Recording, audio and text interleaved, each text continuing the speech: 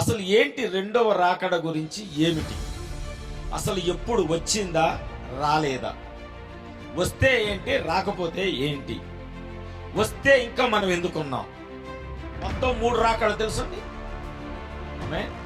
మొత్తము 3 రాకడలు. మొదటి రాకడ ఆయన విమోచించడానికి, నమ్ముతున్నారా? మొదటి రాకడ ఆయన తన ప్రజలను విమోచించడానికి. రెండవ రాకడ ఆయన విమోచించిన ప్రజలను తీసుకొని వెళ్ళటానికి. Praise the lord.